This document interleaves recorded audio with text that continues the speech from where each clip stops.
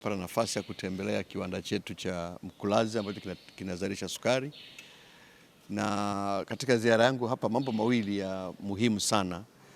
Moja ni kwamba hiki kiwanda kinamilikiwa na kampuni au shirika la umma kwa maana ya NSF.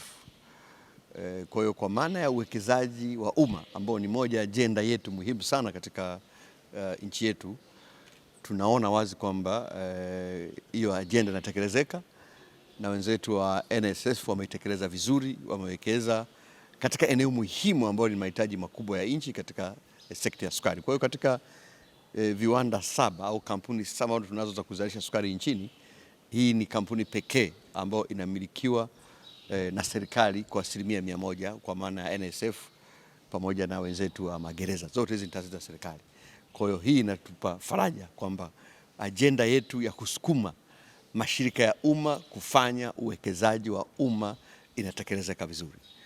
Lakini jambo la pili ambalo ni la kipekee hapa ni kwamba hiki ndicho kiwanda pekee ambacho kinazalisha sukari kwa matumizi ya viwandani.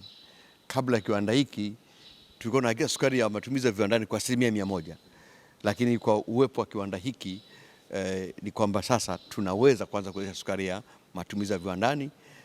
Na mimi kwa kushirikiana na Mheshimiwa Waziri wa Kilimo na mkuu wa mkoa tumewasukuma wenzetu wa NSSF na kiwanda hiki kwamba wapanue ili tuweze kuzalisha sukari kwa wingi zaidi kwa matumizi ya viwandani, kwa sababu kwa sasa kwa mujibu wa maelezo ya wataalamu tunaagiza nje zaidi ya tani 300,000 za sukari ya matumizi ya viwandani. Kwa kiwanda hiki kuwepo, maana yake tunaanza kupunguza utegemezi. Lakini kwa ujumla wake, kama nilivyosema jana, lengo la serikali ni kuona kwamba bidhaa muhimu nchini tunaweza kujitegemea, na bidhaa namba moja ni sukari. Na kama tulivyosema jana, ifikapo mwaka kesho 2026 27 tutakuwa tumejitegemea sukari kwa 100%. Lakini kwa kasi ambayo inaendelea ni wazi kwamba tutalazimika kutafuta masoko nje ya nchi. Lakini habari njema ni kwamba hapa Afrika tuna pengo la sukari takriban tani milioni 12. Kwa soko la sukari ndani ya bara la Afrika ni kubwa sana, na sisi kama nchi tunataka kuona tunakuwa wazalishaji wakubwa wa sukari kuweza kulisha katika bara letu la Afrika.